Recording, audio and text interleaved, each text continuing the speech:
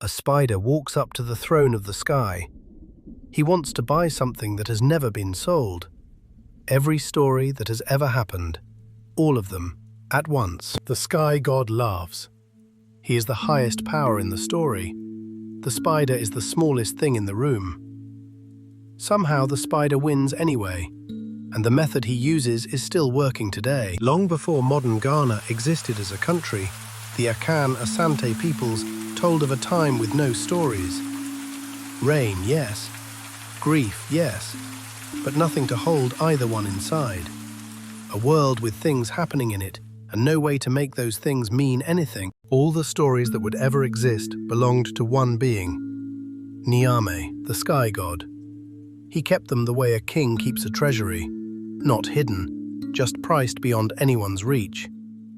No one below the clouds had ever been rich enough or brave enough to ask what the price was. Anansi was a spider. Not a god, not a king, not even the strongest animal in his own forest. He was clever, and cleverness in a world that rewards size and teeth is usually just another word for ignored. He decided he would go to the sky and ask Nyame to sell him the stories outright. Nyame did not laugh him off. That was its own kind of insult. He named a price built to be impossible. Bring me Onini the python, who can crush a bull. Osebo the leopard, whose teeth have never missed. Mmoatia, the hornet swarm no one would willingly face.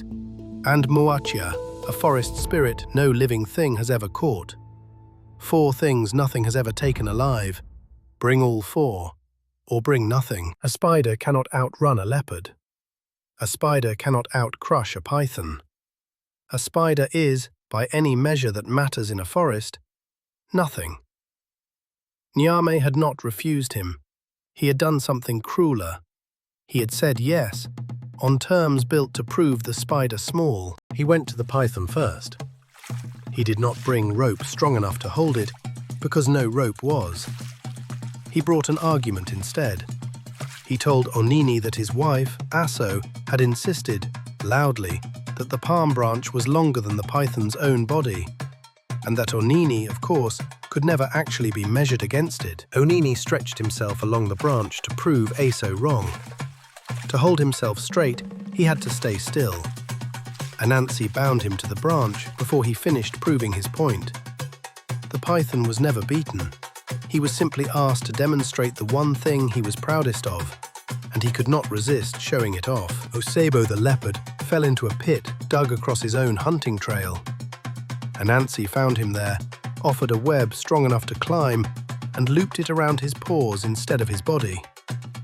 The hornets, Mmoatia, believed a rainstorm was coming and crowded into a hollow gourd Anansi offered as shelter. Panic did what strength could not. Neither animal was ever overpowered. Each one was simply handed a story about itself that it wanted to believe. The leopard, that he was finally being helped. This is not a story about a weak animal proving it was secretly strong. Anansi never grew fangs. He never grew size. He captured a snake, a cat, and a swarm without a single fight. He did not need to be stronger than the python. He only needed to know what the python wanted to believe about itself. The last catch, Mmoatia, was a forest spirit no fear or pride could touch. So Anansi built a doll, coated it in gum, and set food in front of it. Mmoatia came to eat, and being polite, thanked the doll for the meal. The doll said nothing back. The silence was the insult. She struck it once, then again with the other hand, then kicked it. Every part of her that touched it stayed there. 4 captures, 4 separate weaknesses, not one shared trick. Not one drop of Anansi's own blood spent. Read together, the 4 captures stop looking like a sequence of tricks. They start looking like a map. The python was caught by vanity. The leopard by trust in the wrong kind of help. The hornets by panic. The spirit by appetite, and by the need to be respected. Anansi did not defeat 4 bodies, he defeated 4 reflexes. And what did all that cunning buy him? Not gold, not land, not a throne of his own. Stories. The right to be the one who decides what a python's pride, a leopard's trust, a swarm's panic actually mean when they're retold around a fire. Whoever tells the story about the weakness owns more than whoever had the weakness in the first place. This is still exactly how attention changes hands. The largest platforms in the world do not outfight anyone. They study what a viewer is proud of, certain about, afraid of, or hungry for. Then they build the equivalent of a palm branch, a hidden pit, a gourd in a rainstorm, a sticky doll gone quiet at the wrong moment. The animal in the story is never the enemy.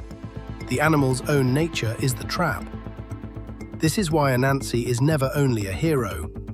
A trickster teaches the powerless how power works, and then leaves them to decide whether they'll use it to free people, fool people, or feed on them. It also explains who keeps winning against institutions with more money, more staff, more armor. Not the strongest competitor.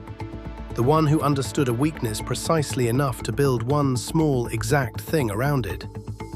Anansi never needed a bigger body. He needed better information about the bodies already in the room. Being overlooked was never his disadvantage.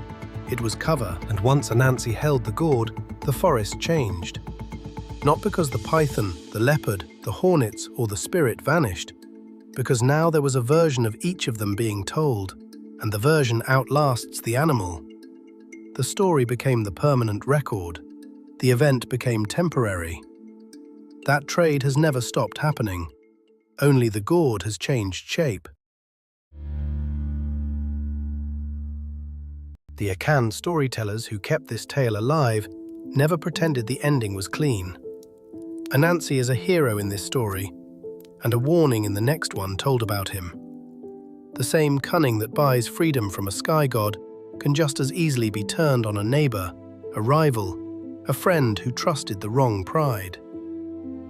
A trap built once does not forget how to be built again. The throne is still up there, empty now. The stories left it the day a small thing worked out what the strong things wanted to believe about themselves. Look closely at any web after rain. Every drop is still catching a little bit of light and holding it and passing it